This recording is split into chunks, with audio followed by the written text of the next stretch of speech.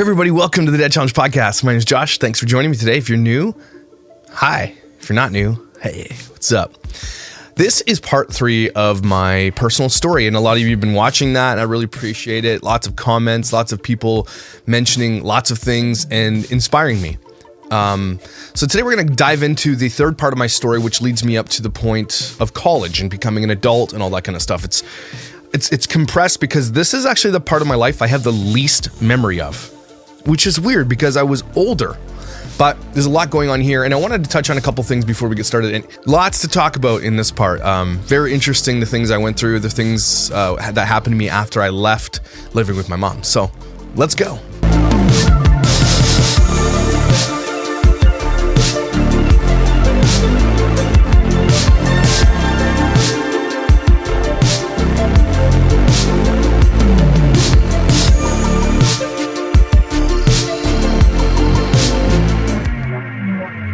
So if you weren't here for the first part or the second part, basically just talked about my childhood, the good, the bad, the ugly, and some of my abuse, some things I left out. But I wanted to touch back on some things. I've been writing some notes as I've been reading comments, or I've been watching it myself again, and a couple things I wanted to not fix or anything, but things to add.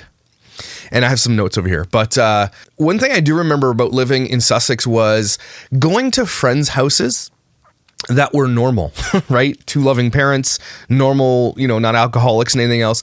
And they, by today's standards would just be kind of normal middle-class homes. But I remember specifically going to people's places that had normal loving homes and feeling like, what a different vibe. Have you ever been to someone's home and you're just like, I could live here forever. It's so relaxing. It feels safe. And so I just wanted to touch on that if you grew up in the type of world that I grew up in, when you went to someone else's house that was normal, it was really, really different. And you thought it was like, are they rich? What is so different? That just reminded me that we should never have been used to the normal of abuse and negligence, but we really were, and we didn't know any better.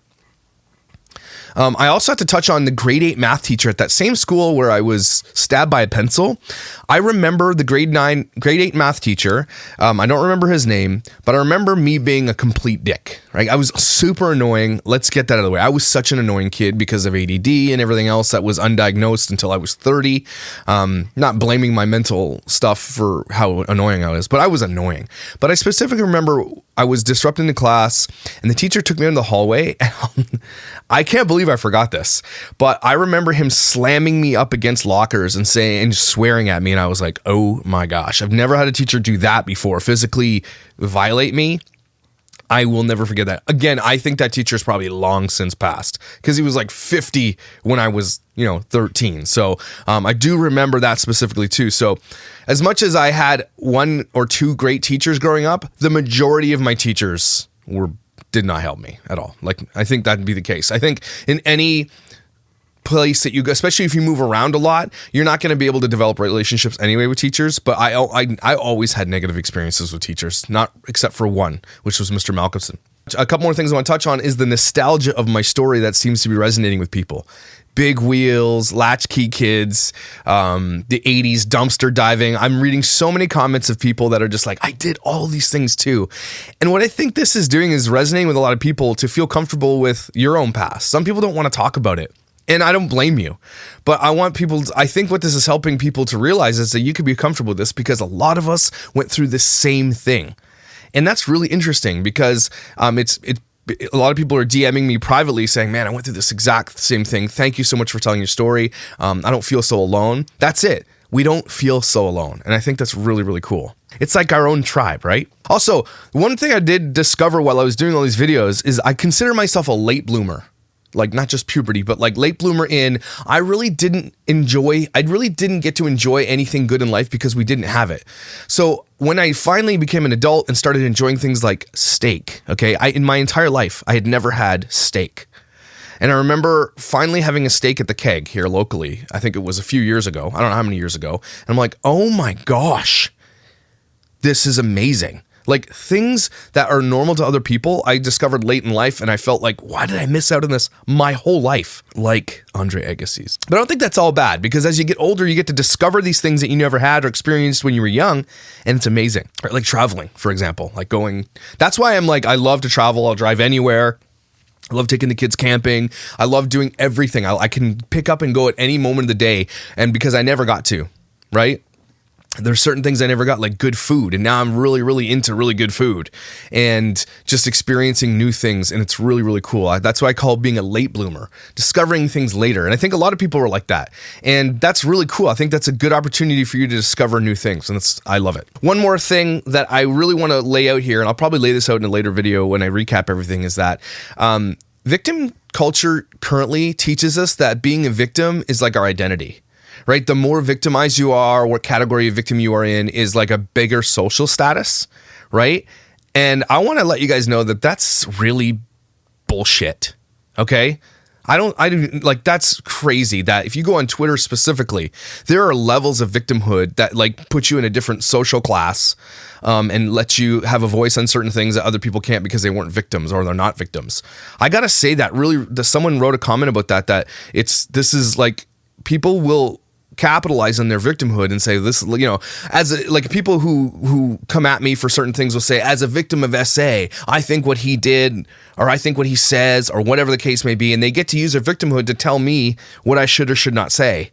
When I'm the victim of the same thing, but I will never use that or weaponize my victimhood to say, listen to me, you're wrong, right?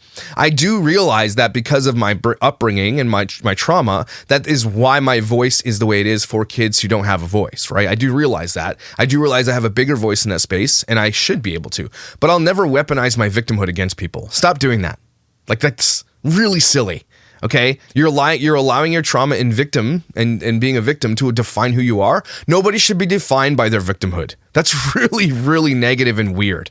You should be defined by how you overcame all that stuff and who you are now.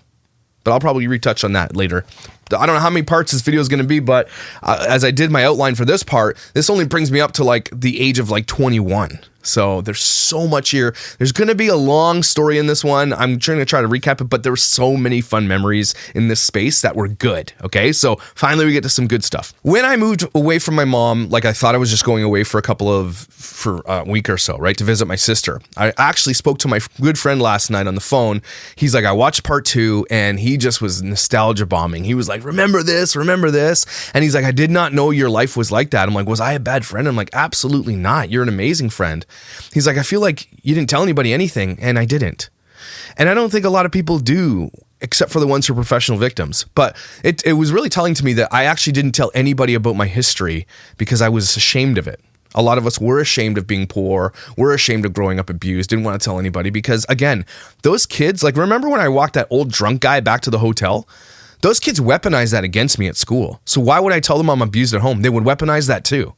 Right? It was bad enough that I had to wear dirty clothes and shitty shoes and didn't have food or money, but they would have weaponized that too. Absolutely, your mom's an alcoholic and beat you, and they would weaponize that to make fun of you. That's insane to me. So I learned early not to tell anybody about anything, and so he was really flabbergasted that he didn't know anything about me, and he was like, he apologized, which he shouldn't have because none of that is his fault. But he remembers me leaving and then never seeing me again, and I remember that being like normal for me. So, but I assumed I was coming back. And so I went to visit my sister. And again, she's not answering the phone right now, but we lived here somewhere. I remember specifically this parking lot, and I'm not entirely sure it wasn't up here that we lived. Okay, I came to live with my sister. This is after her daughter was born. I think 2 years after her daughter was born, she had a toddler, and I came to stay with her. And it didn't go well. Let's just put it that way. It didn't go very well because there was a moment where my sister was like, called my mom, and I remember them arguing on the phone, and my mom's like, I don't want him here, so it's up to you now. And my mom kind of hung up on her, as far as I remember. And my sister was so angry, and like, we fought all the time. My sister and I never got along when we were young, and she told me to remind you guys of the story of when we lived on Juniper. And when we used to fight so much, this is after divorce, we used to hate each other. But at one point, my sister did stab me with a fork right here. Stabbed me with a fork! And we laugh about it now, but that hurt, okay? And it was like sticking out. That's crazy. Hands up if you ever fought violently with your sibling. Anyway, but we never did get along. Early on, like, I would get there for a couple of days. We'd get along for a couple of days, but then I was living there and I'm a big mess. I don't know how to clean up after myself. I'm loud. I'm whatever. I'm just being a jerk all the time. But I think that's where we lived. And I remember her I'll tell you this. I remember having a car and she let me drive it without my license. So stupid. And I drove it all the way over to Prudham's Landing, which is that place I told you was a water park. And as we were driving home, again, I don't even know how I realized how to drive. I just took to it very simply. But the brakes failed on that thing and I drove it into a ditch and they had to go tow it out. Man, was she angry. I'm pretty sure that was kind of the last moment that she's like, I can't deal with this kid anymore. She wasn't responsible. She shouldn't have been responsible for me. She was 18 and I was 17. Okay. So, I have to recap because a lot of my story, I tell people that I moved out when I was 17 and it's sort of true. It's where I moved out here. But after I lived with her and she no longer wanted me there, I had to move out and I was going back to church at this point. I was reconnecting with my friends and I was going to the high school here. And this is the high school I went to, BDSS. I remember it because I was only there for the last half of grade 12. So when I guess I was visiting my sister and then all of a sudden I was enrolled to the school because we had no options. My mom wasn't going to send money to send me back. My sister couldn't afford it. And so I just had to kind of go enroll in school. It's such a blur to me what happened here. I don't know. But I do remember one specific thing about the school.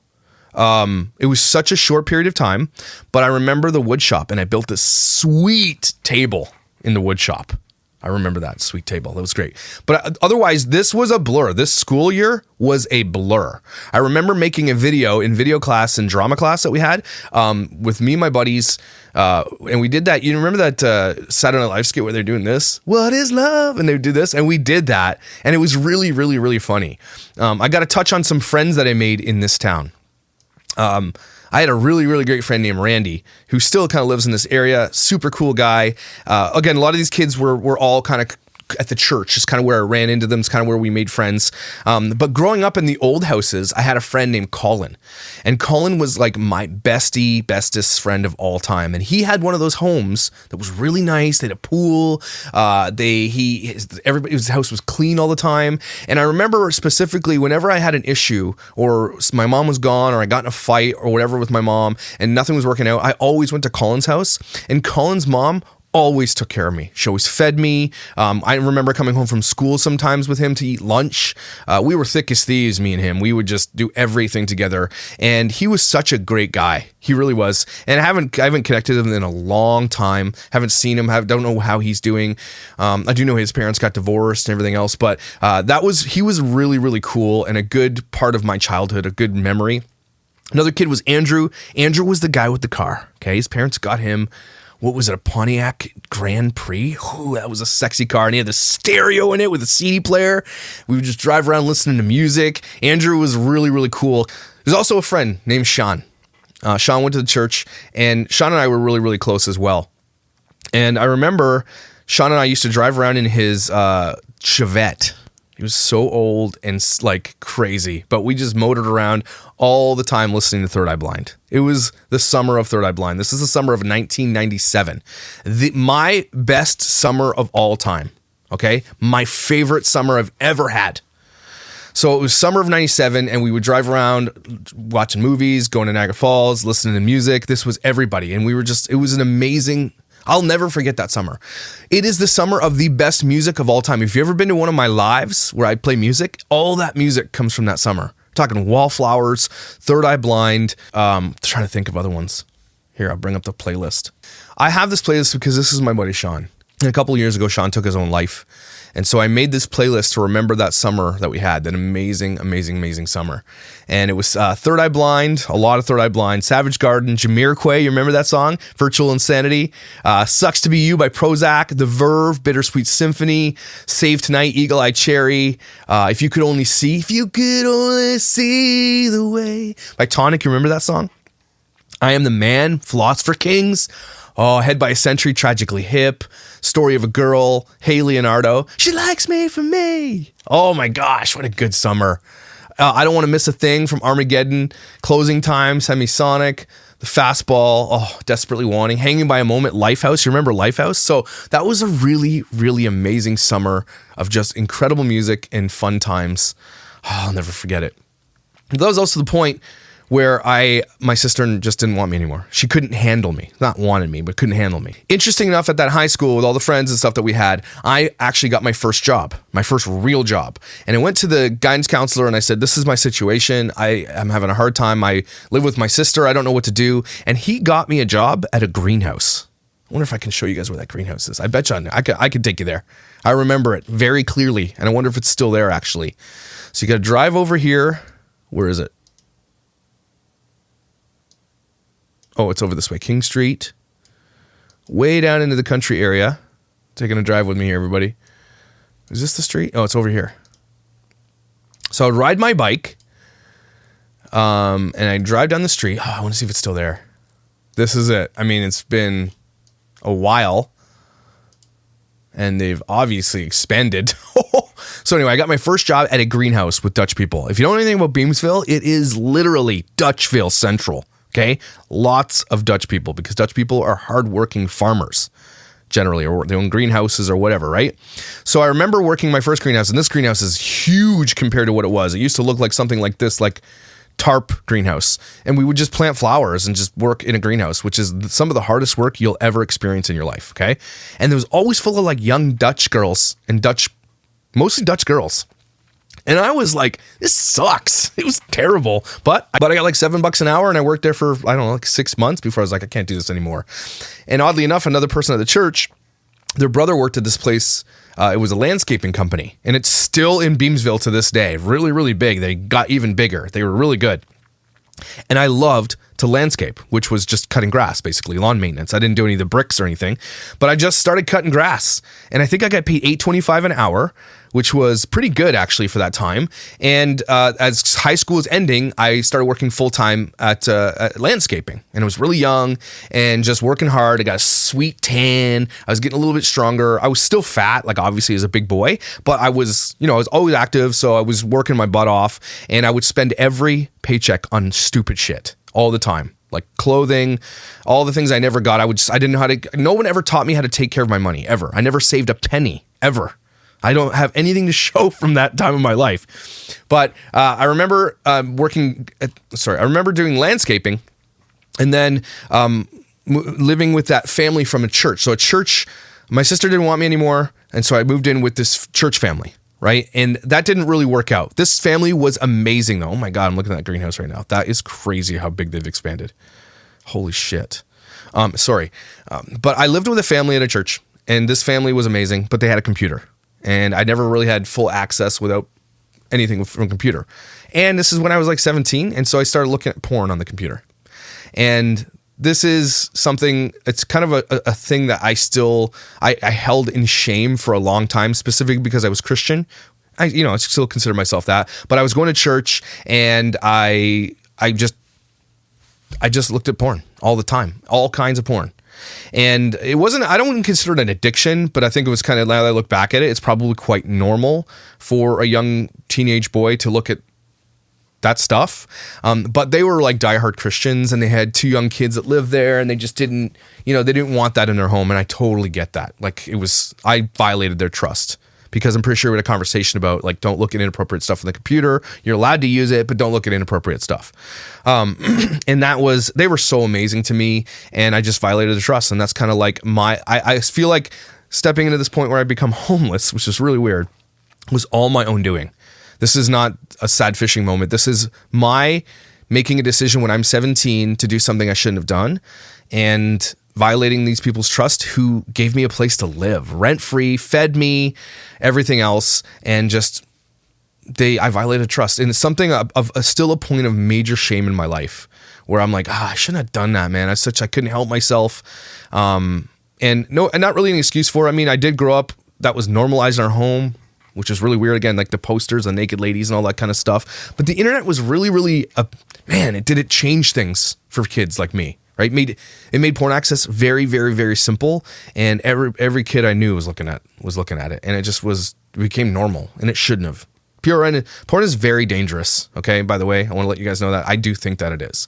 I don't ever want to shame people for doing it. or ingesting it because it is what it is. But I think that if you do have that kind of addiction, that can be a dangerous thing. And obviously it kind of ruined my life because I violated trust in those people who helped me and I was screwed. So I remember specifically one day I was home and nobody was there. And the pastor came from the church, knocked on the door and said, "Josh, we got to talk." And then he kind of laid it out for me. He's like, "Look, they found out that you were looking at the stuff and they don't want you here when they get home." And I was like, like shame. It wasn't even like sadness about like, where am I going to go? It was like absolute and utter embarrassment and shame for the thing that I did, right? And again, this is purity culture speaking. I grew up in a church that was very, very similar to Baptist, where it was like no secular music, nothing. They were very into purity culture. And I get that, right? That's a church's prerogative to have that stuff. And I think purity culture is dangerous to a degree, but I also don't think that people should shame others for wanting to consider themselves or want to be pure either, right? In the eyes of the Bible. So I was just embarrassed and ashamed of myself. And he's like, "Look, I don't know where you're going to go, but for now you can sleep in the church." And that's where I consider myself homeless. I had nowhere to go. I just had this job that I had to go to and I had a bike and had nowhere to sleep except for the youth room in the church basement on a couch. And I don't know if you've ever been in a church at night after dark. That shit's creepy. It's haunted in there.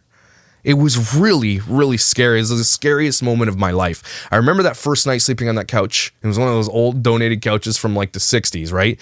Springs sticking out and everything. And I had they gave me a sleeping bag and I had a backpack of my stuff. And that was it. And I remember bawling my eyes out, sitting in that church basement, thinking, I'm done. I'm embarrassed. I'm ashamed of myself.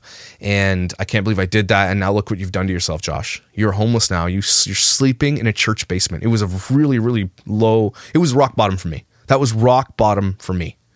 I have never felt so much shame and embarrassment in my life. And again, I don't think a ton of people in the church really knew what was going on, but I was really plugged into the church big time. But later on, we'll find out that they did know.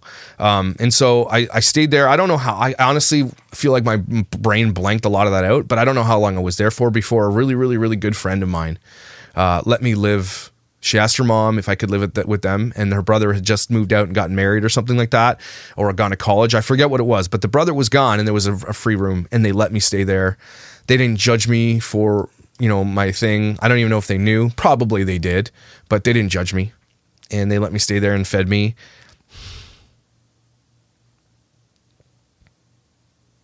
Again, this is one of those moments where somebody's act of kindness and something probably that was so simple for them saved my life. I had nowhere to go. I was scared. Oh, so scared, sleeping in that basement. And I had nowhere to go, and they opened up their home and their hearts to me. And man, I don't ever want to forget them and I want to honor them.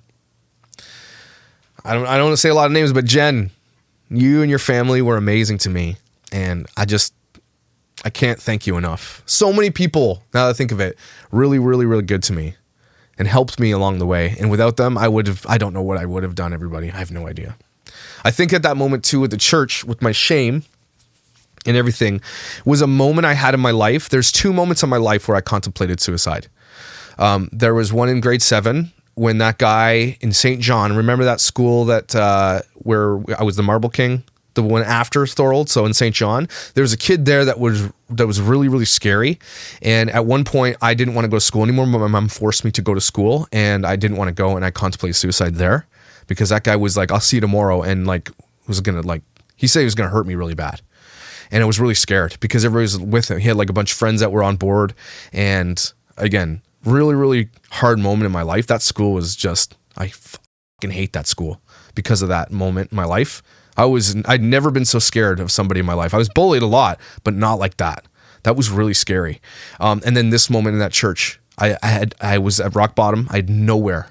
Where am I going to go? I can't sleep down here. I'm scared shitless, and I have nothing. I have nothing to my name. And that was a moment where I was like, I think I need to end this thing.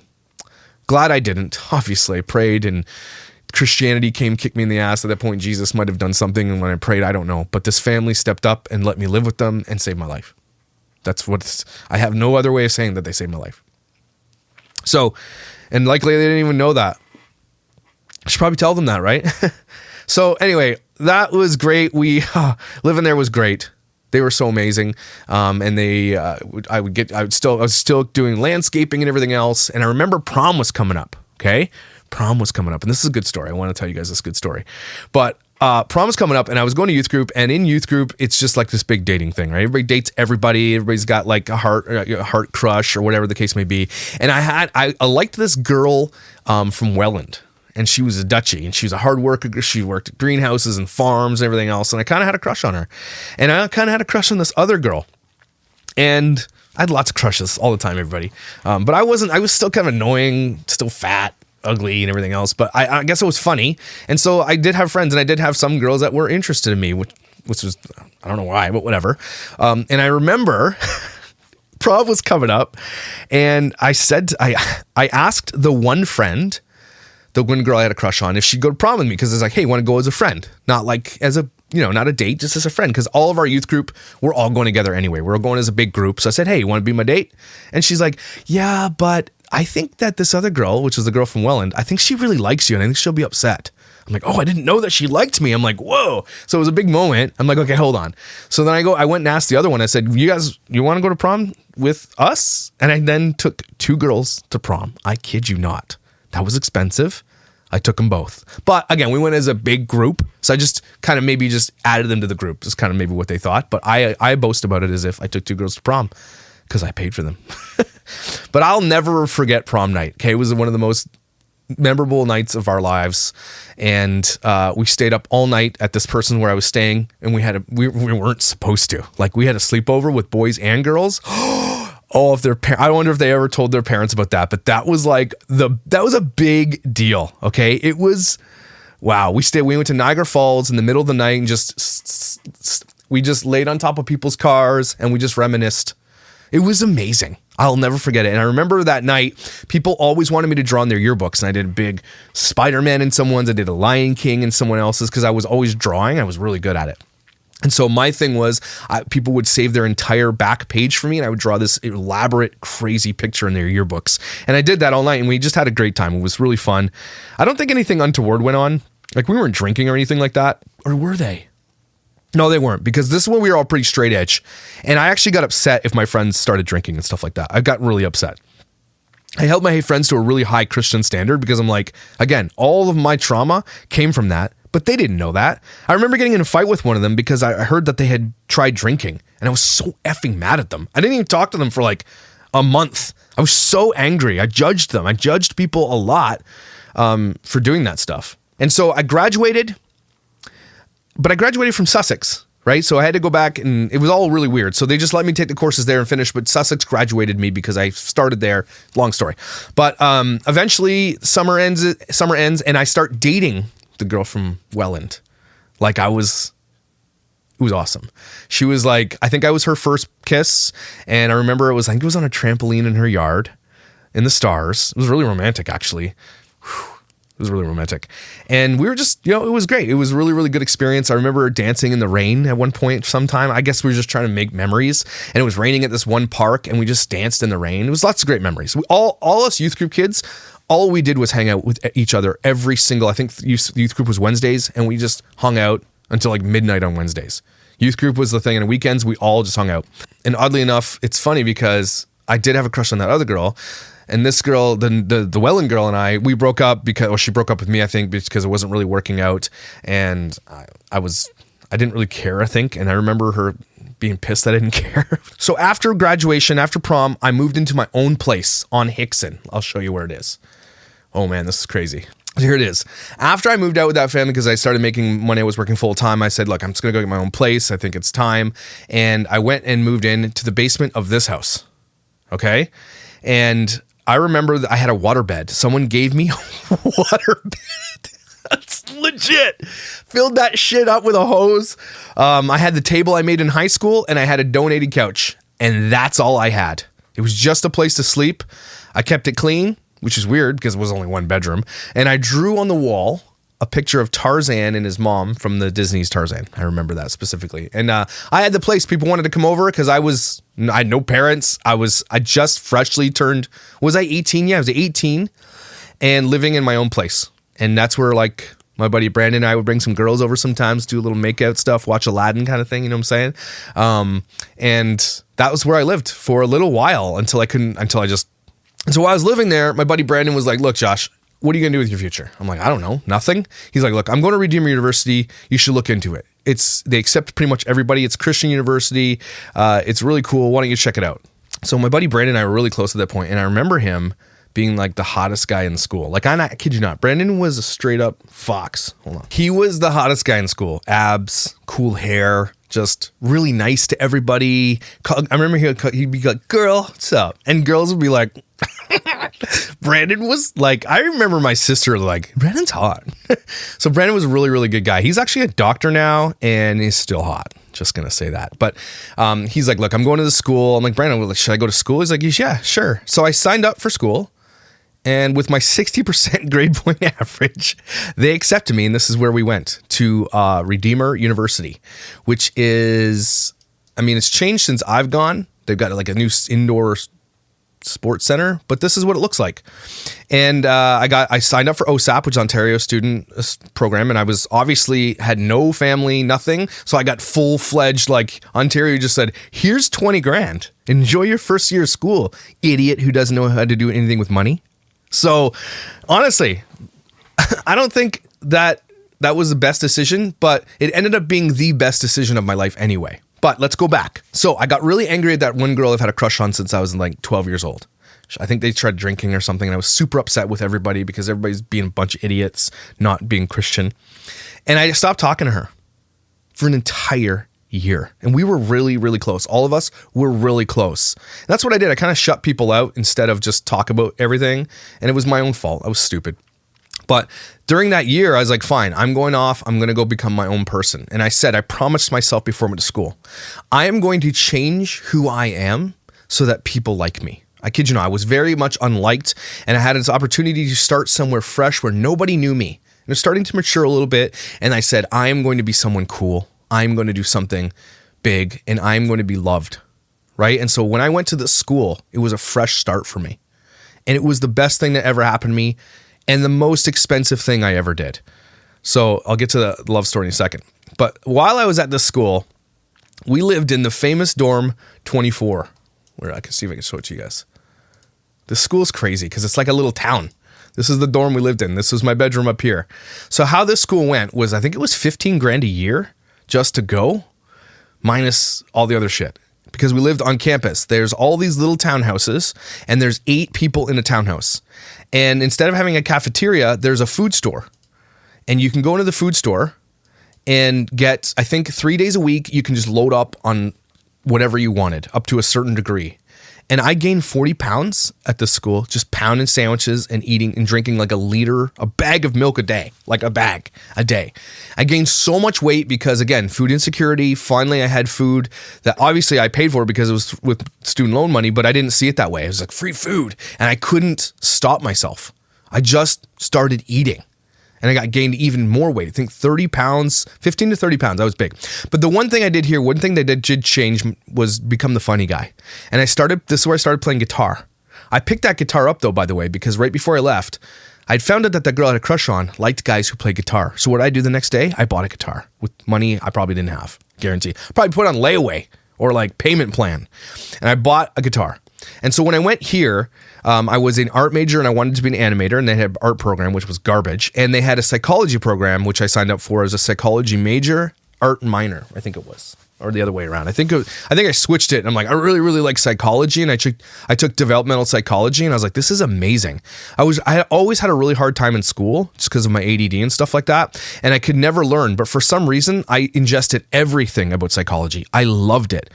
Probably because I was like, this is really interesting into discovering who people are. And that teacher was incredible. Like, I think he was like a Harvard educated professor at this school for some reason. It was weird, but he was really, really good. I used to do this thing called dorm rounds, okay? Where I would go around, so we lived in this dorm, I would go around to like 18 dorms in this whole area of people that I kind of liked. And I would literally serenade them outside their window, or I'd go into their house and just chat what's going on. I was so social, incredibly social, and people loved my visits. Like, I did dorm rounds every night, like every single night.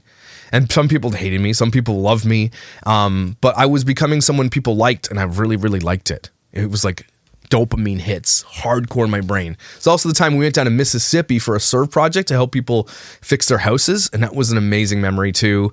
We went to this place called Cock of the Walk in New Orleans. It was like catfish and shit like that. It was really cool. Really great memories of the school. Incredible. I came away from this place completely changed. Completely a 180 different person. My faith in God was a lot stronger. I was a good musician now because I played 3 hours a day and I didn't do any school. I'm pretty sure I failed everything, pretty sure, except for psychology. I think I aced that. And art was there and it was fine. I made lots of incredible friends to this day. I still talk to a little bit here and there. But I had a really, really, really good time. It was a good thing. And it changed who I was as a man. I came away from that place different. Really, really different. And so I want to go back to that love story. So we leave this school. It's the end of the year and I go back and my friend Brandon lets me live with them because I had nowhere to go. Where am I going to go? I have nothing.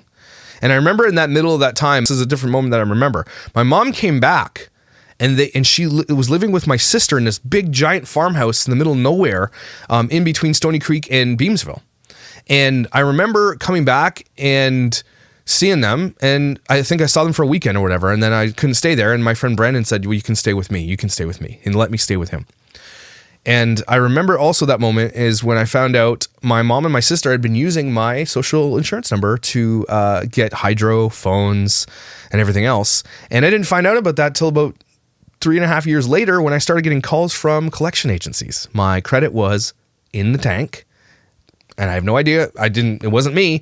And they used it to sign up for Bell Canada, to sign up for hydro and electricity and everything and gas, and used my thing and then just didn't pay it. And I dealt with bad credit and creditor calling for the next 10 years of my entire life because they did that to me. Because they didn't have any money, they didn't have any credit, and so my mom used that's fraud, by the way. My mom used my name and my social insurance number to get this stuff because I was 19 at the time. So I was legally an adult.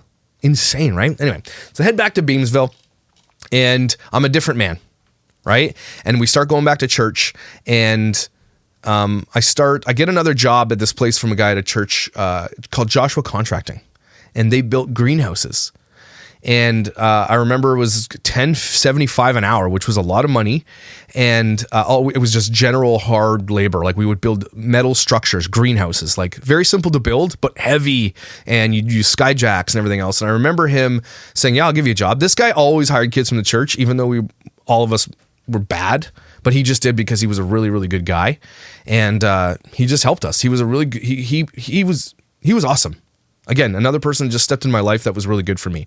And I was building greenhouses, making decent money, living with my buddy Brandon, and started going back to church and ran into the girl that I had literally ghosted for a year because she wasn't as Christian as I thought, which was so silly and stupid now that I look back on it. But anyway, I was different. I said, look, I apologize to her. I'm like, I'm so sorry I did that.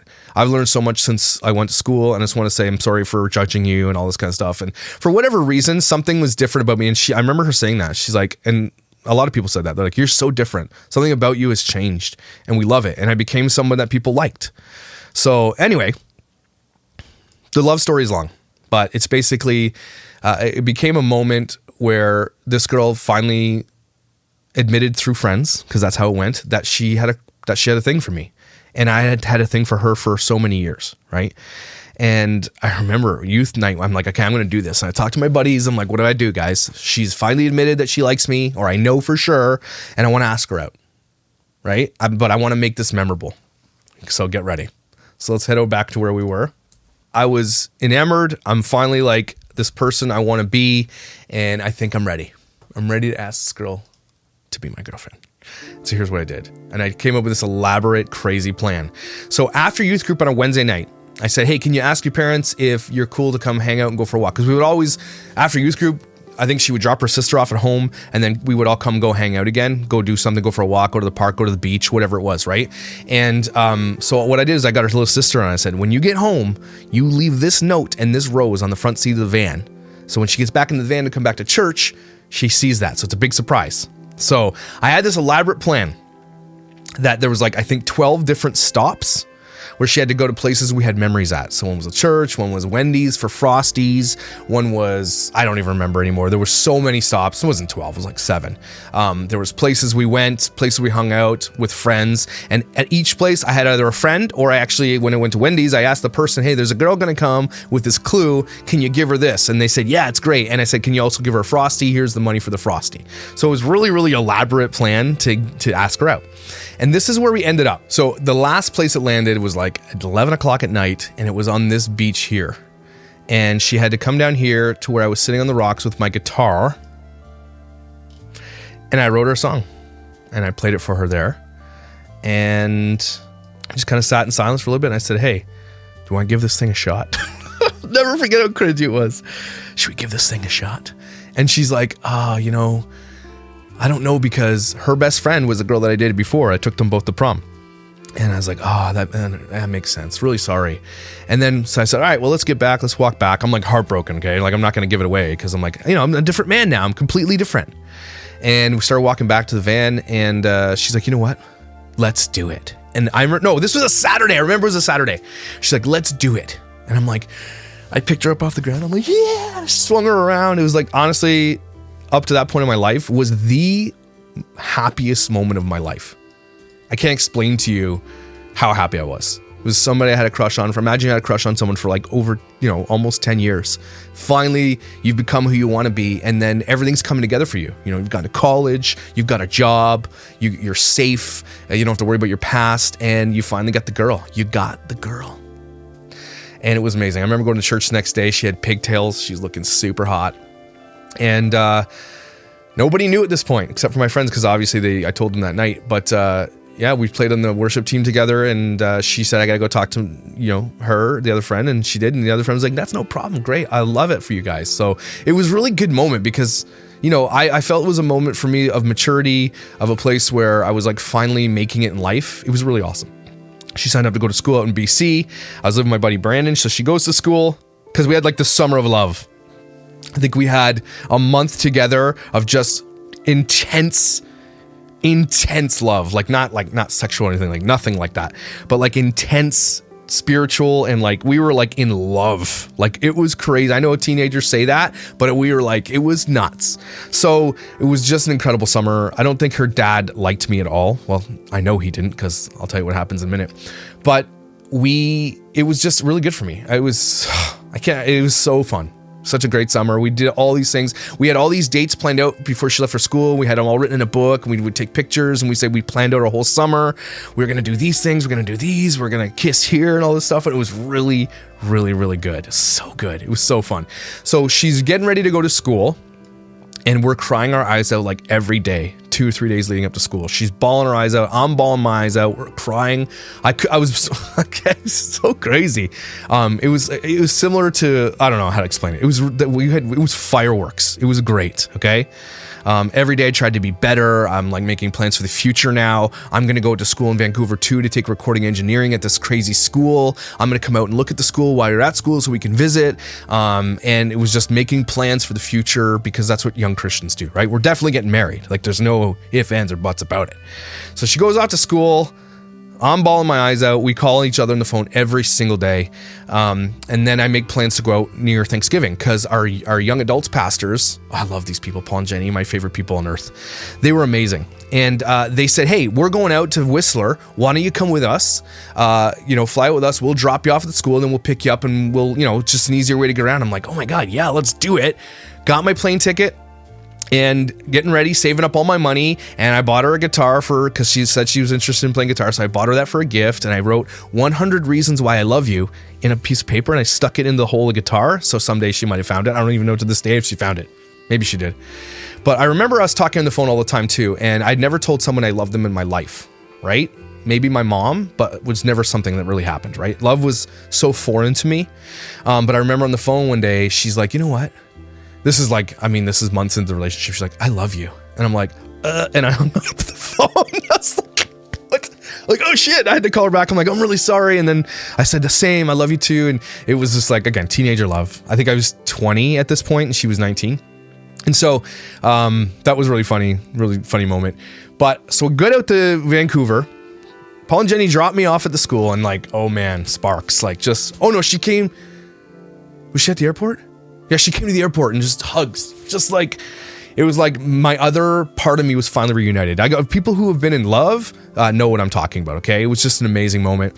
Vancouver is incredible, and she's like, let's take you around. We did the tour of Vancouver, tour of her school, met her friends, gave her the guitar. Everybody was like, this your boyfriend? He gave you a guitar? And I was like, the flex. I saved up all of my money, so when I went there, we could just do whatever she wanted to do, bought her groceries, did everything we could. We went on hour-long walks. That was one thing I always did. We went on walks for that whole summer, sometimes for 5 hours. Just walked kilometers and just talked. We had never ran out of things to talk about.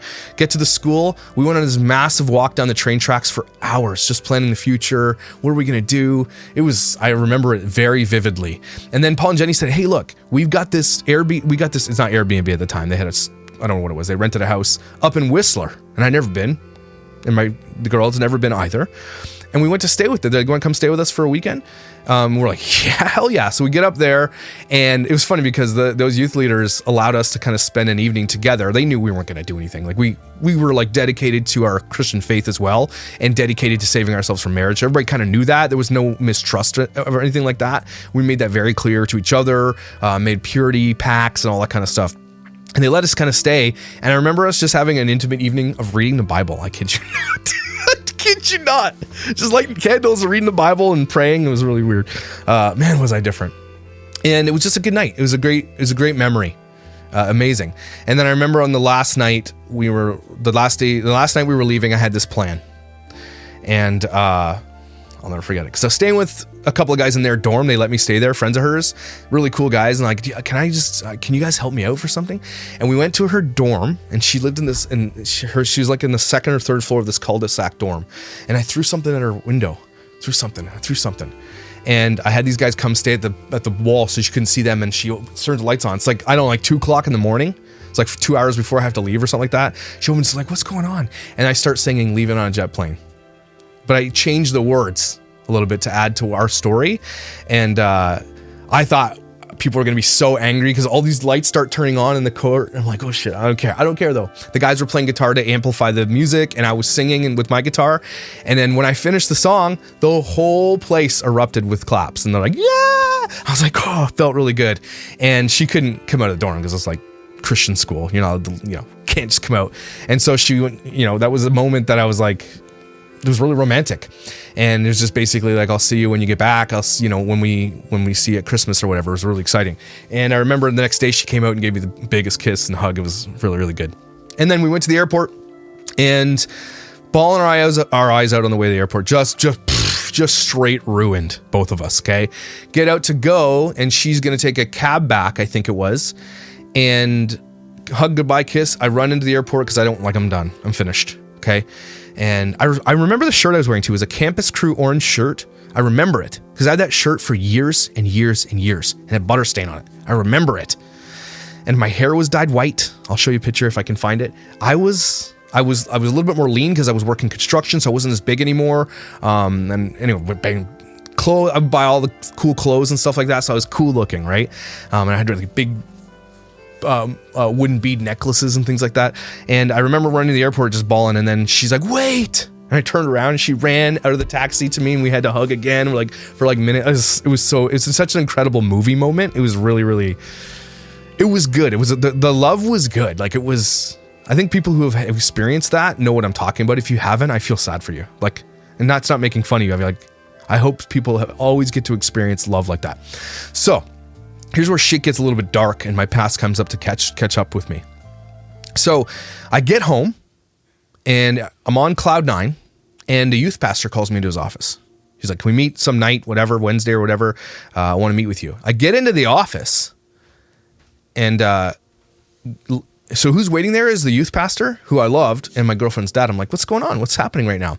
So they're like, can you have a seat? And they sit me down, and the youth pastor becomes the mediator at this point, because when you have a Christian thing, when you need to call your brother out on something, you need a mediator there. You need someone to do. So he was doing it biblically, right? And he's like, I don't want you to see my daughter anymore. Just laid it right out. He's like, I don't want you to date my daughter anymore. I'm like, excuse me? It's like, no. I mean, I'm 20. She's 19, almost 20. Like, no, you can't tell us what to do. And he's like, I don't want you seeing her anymore. I'm like, well, why? Like, what the hell? What's going on? Because we didn't have a problem with each other before. I knew that I wasn't the most loved kid because I was poor and I wasn't a legacy kid, and I didn't have anything to offer. I didn't have a good job. I had no prospects, nothing like that. But when I went to Vancouver, I signed up for school. I even paid, I think, $1,000 to mark my place in line, and I was going to go next semester. So I was ready to go. And he didn't want that. So basically he said, I don't want you seeing her anymore because you didn't ask my permission to go see her when you went to school. I'm like, so? But he didn't, that's not the way it ran back in the day, right? You had to ask permission. You had to be that. I didn't know. And the youth pastor was like, I didn't really take a side, but sort of did say, you just have to kind of agree to do this. And I just said, F that, I'm out of here. And I left, right? I'm like, I'm not agreeing to anything. No way. I'm deeply in love. Okay. So where are we at? Oh my gosh, this is such a long story. I might have to stop after this story. So anyway, long story short, she calls me bawling her eyes out the next day, and she's like, we have to break up. I'm like, what are you why? And I heard, she's like, my dad is, forcing us to, I have to listen to my dad. I have to listen to him. Basically, when you're a fundamental Christian and you're bought and sold to the church and everything, a part of it, you honor your parents over everything else until you become your own independent adult. So her dad said, it's a no-go, non-starter. You are not seeing him anymore, and forced her to break up with me. And we're bawling our eyes out. Even the youth pastor came to me later. He's like, I'm really sorry that happened. That's inappropriate. I don't even know what was going on. He just said that I didn't have his permission to go see the daughter. But I'll tell you what happened in a second that I think I found out later. So I'm pissed. Everybody in the youth group's angry. Everybody's mad at the dad. The mom, I think, is mad at the dad. Everybody's mad at the dad because of what he forced me to do. I remember that lady that I lived with, that they didn't want me living there anymore. We were still friends. They never abandoned me. They just didn't want me living there anymore. But they always were like, how are you doing? All that kind of stuff. I remember her coming up to me at church one day and she said, I heard what he did to you and I'm pissed. And I was like, oh geez. But what I realized was because my porn looking at thing that got me removed from their house, that spread around the church. I think that's, to this day, I don't know why, but I'm pretty sure that's why her dad didn't want me dating her, because I looked at porn. I kid you not.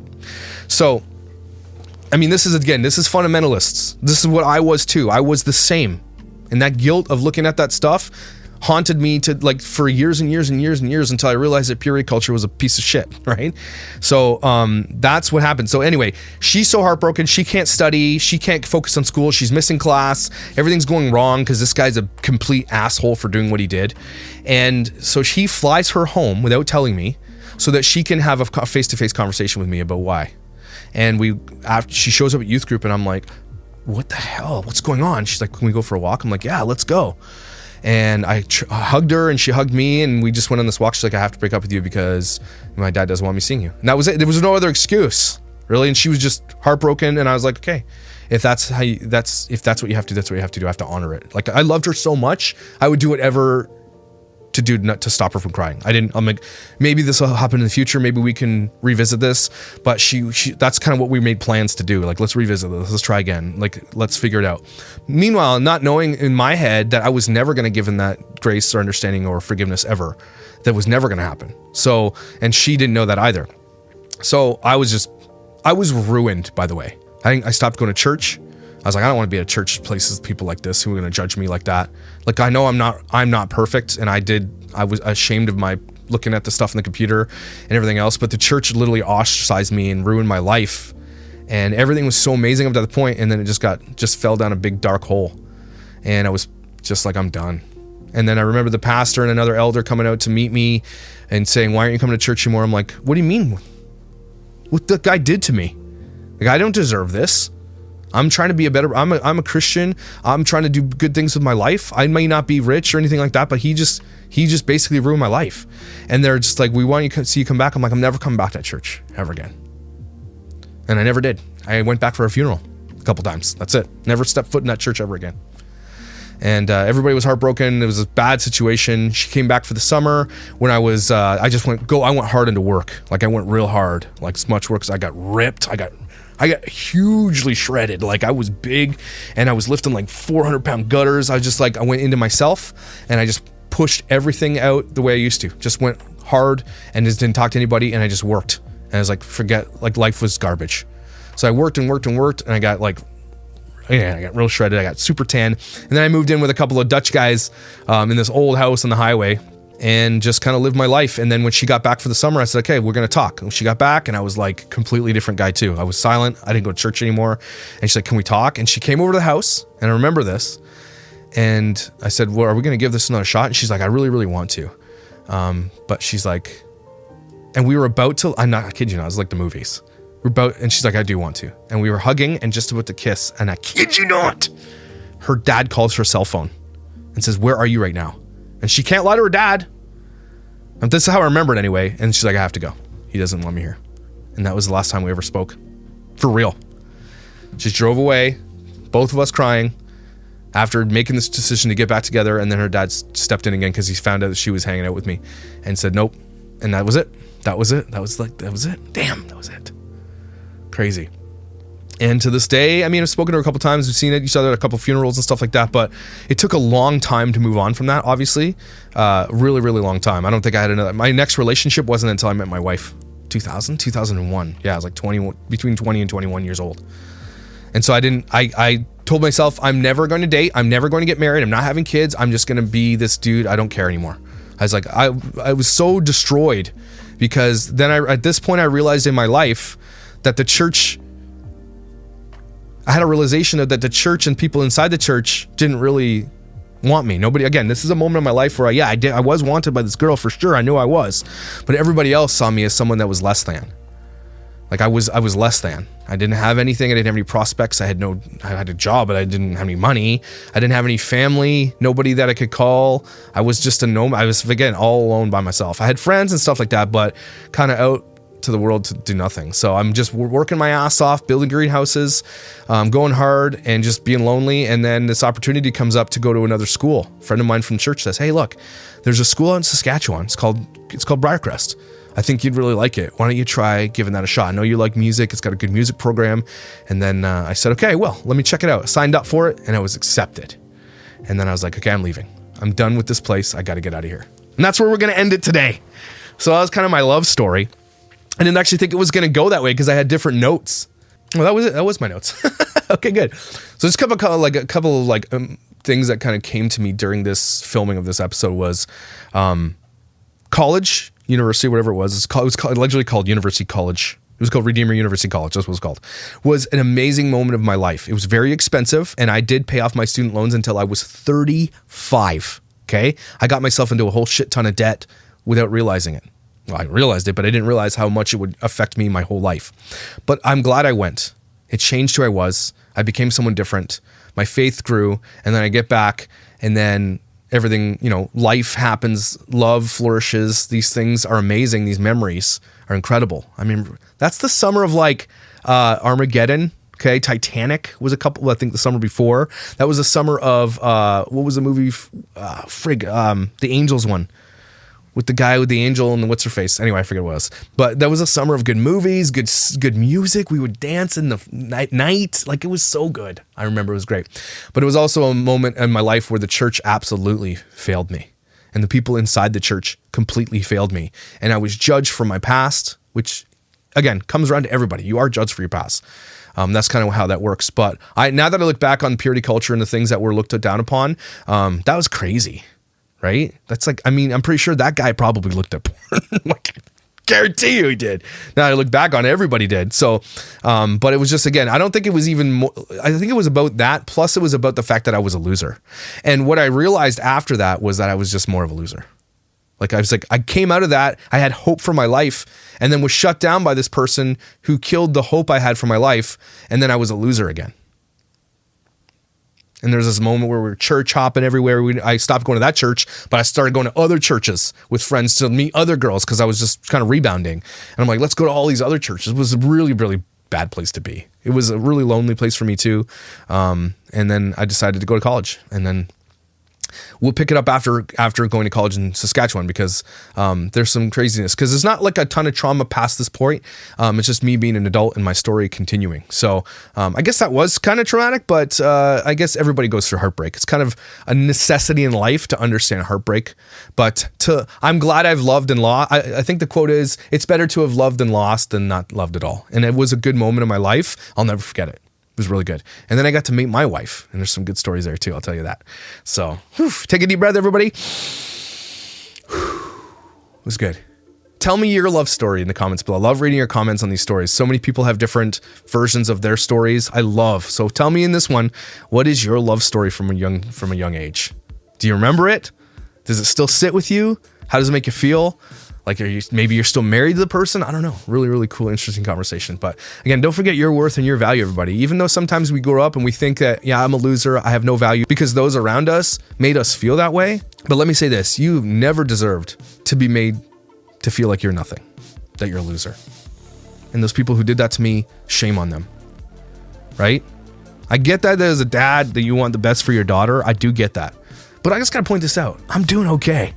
I did good things with my life. Actually, of all the people from that church, okay, who were diehard Christians and everything else, I'm the only one who became a full-time pastor. I'm the only one who went to seminary. I'm the only one who studied the Bible. Okay, I'm the only one who became a pastor. Most of them don't even go to church anymore. So it's kind of funny to think that. I just want to let you guys know that nobody should be able to make you feel the way that this person made me feel. You are valuable and incredible. Don't you ever forget it. And I'll see you tomorrow.